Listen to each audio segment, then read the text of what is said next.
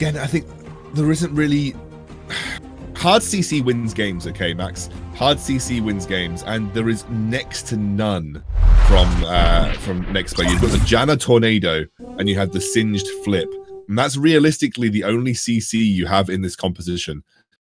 I have a feeling that unless you're really far ahead, or you're executing on these team fights perfectly, you're spacing correctly, I have a feeling that you're going to struggle to get any significant advantages, because you're going into Monkey, Wukong, who's got the knock-up. You're going into the Silence from the Garen, the Shockwave from the Orianna, the Braum knock-up, the Braum stun. I'm a little concerned when it comes to full-on teamfight situations. However, something that I think Nexplay could do, something that I think could work for them, is they could go for a kind of split push style composition, which is, you know, you have the Singed pushing one lane, you have Corki pushing the other, and the Janna, Misfortune, and Graves just dealing with mid. That's all. I think he's just dead. You said it earlier, Scandal, like early game Braum is so strong because of that stun potential, because of that frostbite, and then it just hits the stun. He can't move away, even though he did flash. It's a flash and a frag, by the way, so some extra gold coming their way already, and now they're just going to go for the red buff invade, and they're going to snatch it away. No counter invade for the side of Nexplay, so they're just already running with the lead, and it's just been 30 seconds. Hell yeah. That's, again, yeah, like you said, level 1 Braum is super strong, and they're even going, again, for a red to red here. So this is basically, I like this a lot from Omega. You know, he's not gonna just return to his blue star jungle. What they're doing is they're looking to guarantee a 3 buff start for this Wukong in the jungle. Interestingly, the Braum is not going towards the Jhin. They've lane swapped the Jhin to the top side of the map, but they're leaving Garen and the 2v1 on the bottom side. They're actually rotating the Braum around the jungle with the Wukong. The problem is that the experience share is not going to be particularly strong for the Braum in this scenario, so he's going to fall behind in experience relatively quickly. So we need to get him into a lane. But he's basically a roaming death squad. Whoa. Oh my god, this rotation. I think the Ignite will still get the frag. Oh, it does. Barely, but surely. Right in front of the Honey Fruit. That's a feels bad, man. And 2-0 already. The goal lead is up already to a 1.3 to 1.4k. So they already got himself in a really, really good spot. And like this Monkey Braum combo, like they're roaming around the map in so many big ways. Like Monkey strong. Monkey real strong. Yeah, I mean, this is obviously what I think we saw. I think we just saw Bigatron try to do this with the Graves Braum combo, where they would just rotate the Braum around the map with the Wukong. They'd really just look to abuse the strong level 1 and the strong passive of the Braum in the early game and try and get as many roaming kills as physically possible, without Braum ever having to go to lane. That is why they didn't worry too much about the Jhin. They were just like, well, do you know what? Braum's not actually looking to lane the Jhin. Braum is looking to spend the early game rotating with the Wukong and try and getting as many kills as possible. Garen has to be a little careful here. He's trying to clear the wave, but it is a complete fiesta run for the first dragon in the game. Looks like Garen is going to be able to clear that wave out. I think Corki has rotated towards the top side of the map here, and it's going to be a little scary. Going to be a little bit scary. Yeah, they're going to make it out. Nice CC coming out from the Jhin anyways, and because he has that Braum, you know that Jhin can just remain on the backline and be pretty healthy overall. Nothing too insane going to be happening, but like good trade-off plates on both side lanes. I do have to say, like 2 plates were dropped on top of this. Oh, well, there you go. That's going to be the curtain call coming out from the Jhin. Can he hit it? Nice look coming out. If he can hit it, oh my god, the flash still comes out, even though it's not going to hit. But that's still forcing out a flash for an ultimate, which is going to make it a somewhat even trade-off. But now they're still forcing a wave, despite being low. They are here aiming to push this tower and pick up the first tower of the game, which I think they should be able to do successfully. But they're not going to go anymore. They saw Syndra still there, and they saw also this Corki being really healthy. They're like, we're not going to take the risk. We've got 2 plates. We're still heavily ahead in gold. Yeah, Corki's wave clears too strong with just a single wave to just push up onto that tower. It still had a significant amount of HP left available, and they noticed that the Graves procced the vision cone towards the top side of the map, so they were very aware that there was at least someone threatening a gank in that scenario. So I think it was a sensible decision to move back, but it's still a good start for Omega. That roaming death squad of the Braum and the Wukong in the early game worked out incredibly well, and they've already put Graves behind. Honestly, one of the only advantages of Graves as a jungler is that he farms very quickly. So Graves clears camps very quickly. There is literally no other advantage to Graves in this game other than the fact that he farms relatively quickly. He's a good early duelist for sure, but for the most part, people pick Graves because he clears camps quickly. He's very good at just rotating and clearing his jungle, getting a huge amount of gold purely from jungle creeps, and then comes into the mid game with items and he's relatively strong. Wukong, much more aggressive, can gank much more effectively, and if you 3-buffer Graves in the early game, you're actually kind of diminishing what Graves is good at. Now, there's going to be a dragon fight, as we said. I favor Omega in this scenario. I think they have the stronger level 5 team fight. It's just about how it gets executed, obviously. Clean 3-man knockup from the Janna, but now they're getting split away. They can't really take that fight. Nexplay currently have the advantage, and they're going to try and push on forward. If you can get also the pushback onto the siege, that would be great. But Corki going a little bit too deep, and he's going to instantly regret that one. Flashing out, does get smited down by the Garen regardless, but that's okay. Ultimate from the Brawl. The follow-up is not too possible, though, unfortunately, as they did suffer some pretty big casualties. Sure, I got to say, though, Omega Esports did do kind of a little bit of throw at the start of that fight, but they killed properly and were able to survive it. But here we go. They're ready to go for the re-engage, and they are pretty low on their side. They're not pretty ready for that one. Good engage from Monkey. You're going to get so much damage. The smite comes up through, will be secured by this Wukong, and now it's just fishing time, picking up kill after kill. But unfortunately, they're getting pretty low themselves. Well, the small Fortune is still remaining pretty healthy. They lose the Janna. Now's the 1v3. Can she survive? No, no, no. And that is going to be set and done. 8-1. I don't think NXP should have done that, Drake, after that fight. They should have just went back to base. No one was ready. They forced it, and unfortunately, they lost. Oh, my God, Max. Like, they got an advantage. They forced the split very early on from the Omega squad, but then they just misfortune automated the Drake. I guess they were trying to burst it, but look how impactful that misfortune ultimate would have been if they just saved it for now. like they could have potentially won that team fight, like massively so, if they just saved the misfortune ultimate for what it's supposed to be for. It's not supposed to burst Drakes. I mean, I get it. Like, I do get it. I'm getting angry, but I'm guessing they were just like, okay, we need to use this misfortune ultimate to burst the Drake. We don't want to take the team fight. We think that, we forced the Wukong low enough, but they just got baited by the honey fruit still being available in the bot side. Wukong healed up a little bit and was able to get over the wall.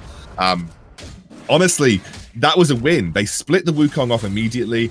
They forced him out of his own jungle. He was like negligible HP. They could have just backed and said, okay, delaying the game is fine for us because we have a Corki, we have a Graves. We don't need to just run it down for Drake. Delaying this first Drake is more than enough.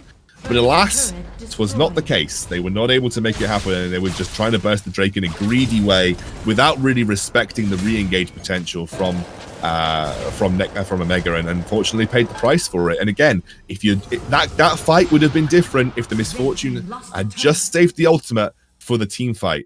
If she had just saved it for a situation where she was able to sort of throw it over the river when they were all there on low HP, that could have been a very easy early quadra kill potentially for our misfortune on Uzi. But yeah, it is what it is.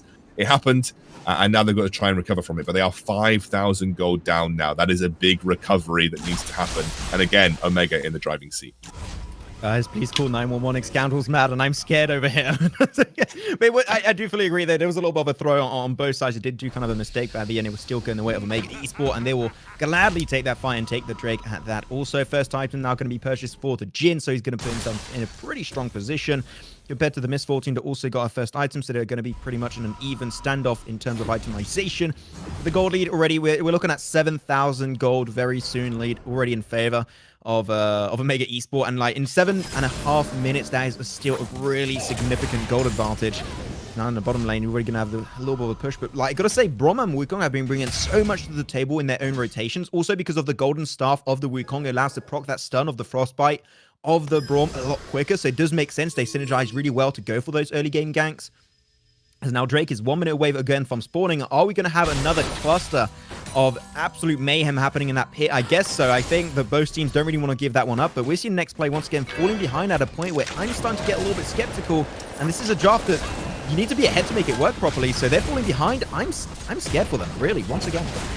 Yeah, I think that this is something that obviously Omega are going to force. They have a strong item spikes. Dave has been highlighting the items that have been picked up by the members. Orianna is on Leandri's Seraphs, which is a really big spike. We have the I think the trying to look with the AD carry. What is the Jhin pick up? The Infinity Edge Ghostblade, I think, that he's got as well, which is a pretty significant spike for him. They're actually going to back and just go and pick up as much as they can before this next dragon fight. They are confident that they can head back towards that pit and be in a strong position to fight. And I think it's easy for them. I think this is again a strong position to be in.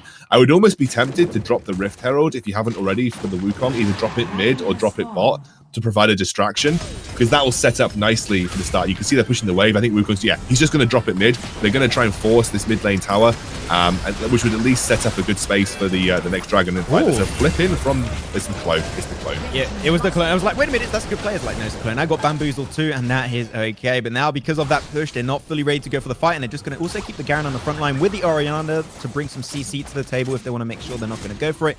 They're going straight back into the top side of the lane because they know they just can't contest that Drake, and they don't want to give it a shot. They know they're way too far behind, so no big throws on Nexplay. But what they're going to try and do here, they're going into the jungle. During that time, JLC smart. He's going pretty deep on that one, but unfortunately, they shall not find any frags by doing that rotation. But NXP, I don't know what the plan was with that rotation. I'm a little bit skeptical here. Yeah, I think they just got caught out a little bit. I think they were looking to essentially go towards top, try and take the top lane turret for free, but there was a very, very quick and decisive move from Omega to move into the mid lane, knowing that they've split the composition up of Nexplay, and they take the mid lane tier 2. Another chunk of gold in their back pocket as the Baron spawns. We are 10,000 gold in the lead for Omega. They really seem to have cracked the code to deal with Omega. Omega just not drafting strong early game team fight compositions, getting caught out around the dragon. It wasn't even that far apart. I mean, Nexplay initially had the advantage when it came to that first dragon, but as I said, it was a little bit of a misplay around the use of some of the ultimates when they went for the re-engage. And now that the Baron is on the table with a 10k gold lead, you've got to be aware that it is going to be Omega looking to either force that and pressure out the Baron as the next objective, because that will allow them to crack the base and potentially even take this game. Yeah, we were talking about this during the break. We were mentioning, like, these games so far have been whichever team wins the first Drake fight, like, they steamroll the entire game. And it's been really something that's been happening on a really regular basis. So I think that here you got to try and find a strategy to get back into the game. And I think that, unfortunately, 10,000 gold has been just so consistently coming the way as a gold lead for Omega Esports. And 10,000 gold lead is not something you can easily come back from. So, like, it's starting to get to the point where I want to tail to the side of Omega. Just go in, like, settings, surrender button, click on it, and you might be good to go. But at the end, NXP gonna get pushed up, and they can't do much. They're getting split away from each other once more. As Wukong is just going to be shoving that wave under tower a little bit, try and create a little bit of point of pressure. And during that time, they're seeing that they're not ready to fight. They might just go for Baron to somewhat, or force the fight coming their way. And if they don't force the fight, they're going to have a free Baron. Easy. I think, you know, realistically, Baron is always a little scary against the likes of a Corki with package, or, you know, and a Misfortune as well. But they get it so quickly with the Leandries, the fight breaking out now as well on the front line, and not looking good for Nexplay in this game right now. That was 5v2 initially versus Singed and the Brawl, and they're just like, we just can't do any damage. Like, Brawl is just frontlining too damn good. Orianna does pop the shockwave, I do believe. Unfortunately, will not be able to catch off guard this Corki. So a little bit of a waste of that utility, and that CC will not be connecting, but that's okay. They're so far ahead, it doesn't even really matter all that much. Just trying to look for it, and the push in top lane, the wave is coming on through. They're trying to starve them away from the tower. Unfortunately, Corki, a little bit too far. Yeah, you have to jump away from that one. You scared me quite a bit. And even the mid lane turret is going to get cracked open, potentially with the next wave coming on through very, very soon. But, like, the map control, the map awareness, and also how they control these lanes respectively, just so strong from Omega Esports, and Nexplay just can't find a strong response here. Although, he's going to get unfortunate bad spot. He's going to be going for the ultimate too. Unfortunately, the CC gets right before dying. It's potentially not going to be enough. Nice though curtain call from this Jhin. Just going to get some extra damage, but it's still at the end of the day. They lose the mid tower. They're going to get the natural push power in mid every time. And here, Scandal, this is looking like another easy win for the side of Omega. Yeah, and with Infernal Drake spawning relatively soon as well, it's another big fight that unfortunately Nexplay can't avoid. And if they do, they are just giving up more power to the team that is already in the driving seat. I was going to mention I love the Garen's build, by the way. He's gone for the essentially Sunfire into Adaptive Helm. Adaptive Helm is super strong versus the Nexplay composition because Corki deals 80% magic damage, and most of that comes from his basic attacks. Adaptive Helm is effective against Corki's basic attacks because they are 80% magic damage, and it is doubly effective against Singed because the majority of his damage comes through a consistent poison. So you're essentially getting 15% damage reduction at maximum versus both Singed and Corki, making you an extremely beefy frontliner on this Garen. Intelligent itemization by JLC in the top lane means that he's incredibly difficult to burst through, and that's why you're seeing him sit there at the front while the team takes these objectives. Is what he did around the Baron pit as well, because he knows he's so hard to kill.